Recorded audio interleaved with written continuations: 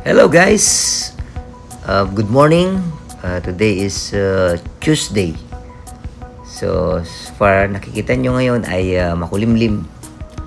At sa ating forecast, uulan po yan hanggang gabi. Pero hindi siya tuloy-tuloy. Mayroon siyang putol-putol sa kanya. So hindi na po yan bago kasi ngayon nasa fall na po tayo season. So madalas ganyan na po yung magiging view ng ating kapaligiran.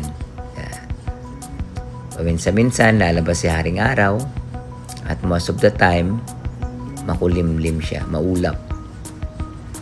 Pansin nyo rin yung mga dahon nagiging iiba na yung kulay. So kasunod po niyan ay maglalagasan na sila.